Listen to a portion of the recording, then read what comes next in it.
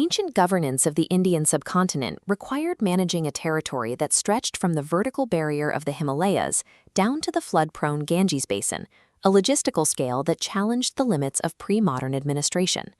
Beyond military movement, controlling this landmass hinged on a constant logistical equation: how to extract resources and project authority across thousands of miles using messengers and river transport.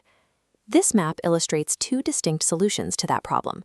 First, the expansive borders of the Mauryan Empire, which peaked around 300 BCE, and later the secondary territory of the Gupta Empire, established roughly 7 centuries later. Both empires achieved long-term stability and unified the subcontinent. However, they did not reach this goal through a linear evolution of government. Instead, they relied on two separate competing mechanics of statecraft. The Mauryans engineered a hyper-centralized panoptic autocracy that micromanaged its citizens. The Guptas executed a structural pivot, building a decentralized network of feudal and mercantile associations. To understand how they functioned, we are going to deconstruct the source code of both systems, digging into their tax ledgers, their administrative hierarchies, and their internal security networks. Ultimately, what we find is that this ancient statecraft functioned as a precise mechanical adaptation to the unforgiving realities of geography. We begin with the Mauryan model, founded by Chandragupta Maurya.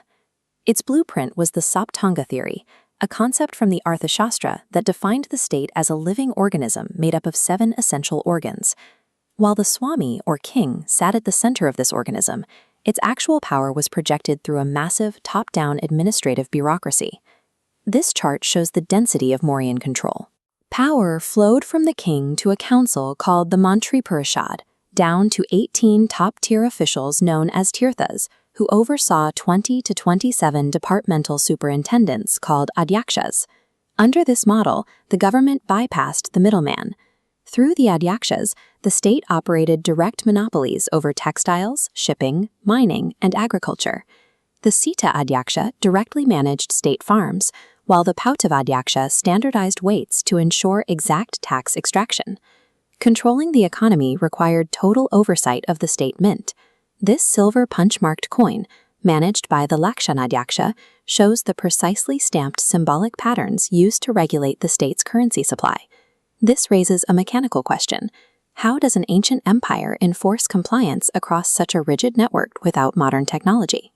The Mauryan solution was an internal security apparatus divided into 2 branches: stationary secret agents known as sansta and mobile operatives called sanchari.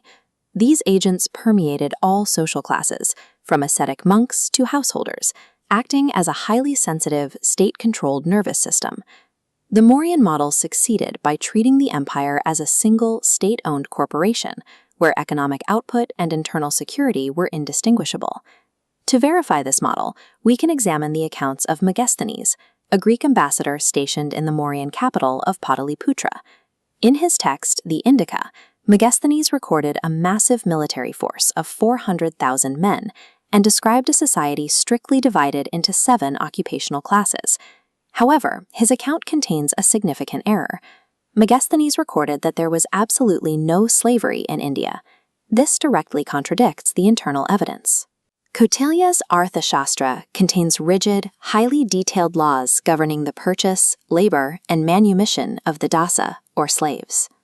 Megasthenes made this error because he was searching for the hallmarks of the Greco-Roman world, the public slave markets and chattel status common in Mediterranean cities. The Indian system functioned instead through localized debt bondage and domestic servitude. These forms of labor lacked the specific legal definitions Megasthenes associated with slavery. This illustrates why historical data must be audited for cultural bias. Foreign observers often misinterpret a state's mechanics by forcing them into their own familiar frameworks.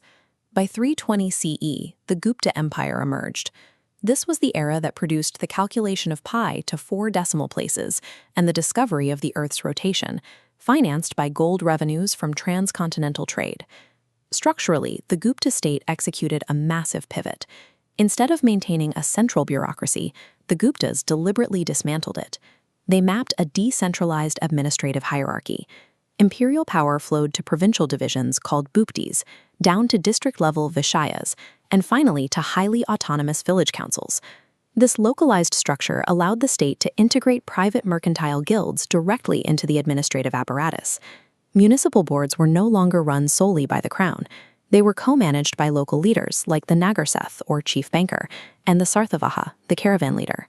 To run this network, the Guptas relied on the bhaga, the traditional royal share of agricultural produce, typically fixed at 1/6 of the harvest. This was supplemented by secondary taxes, such as sulka, customs duties levy on trade, and visti, a system of compulsory labor for public works.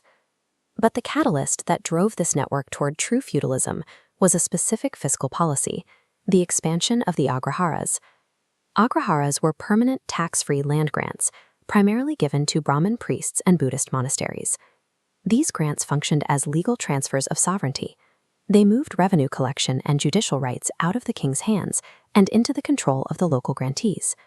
The Guptas did not lose control of their empire, they intentionally outsourced it. By delegating authority, they created self-sustaining power centers that governed the subcontinent through localized cooperation rather than central force.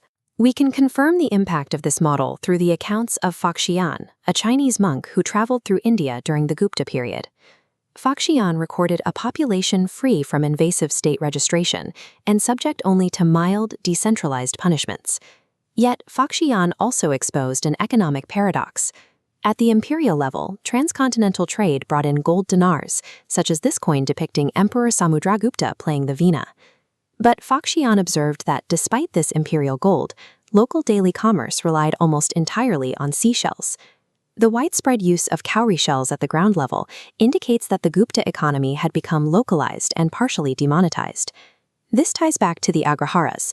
As land grants created self-sufficient feudal hubs, the necessity for a universally standardized metal currency for daily commerce began to evaporate.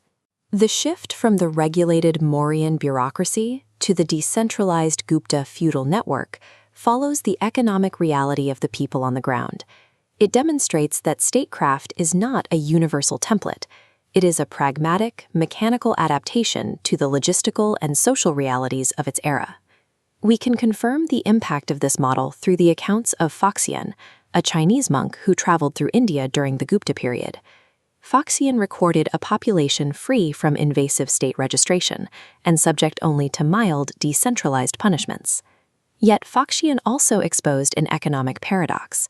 At the imperial level, transcontinental trade brought in gold dinars, such as this coin depicting Emperor Samudragupta playing the veena. But Faxian observed that despite imperial gold, local daily commerce relied almost entirely on seashells. The widespread use of cowrie shells at the ground level indicates that the Gupta economy had become localized and partially demonetized. This ties back to the agraharas. As land grants created self-sufficient feudal hubs, the necessity for a universally standardized metal currency for daily commerce began to evaporate. The shift from the regulated Mauryan bureaucracy to the decentralized Gupta feudal network follows the economic reality of the people on the ground. It demonstrates that statecraft is not a universal template. It is a pragmatic, mechanical adaptation to the logistical and social realities of its era.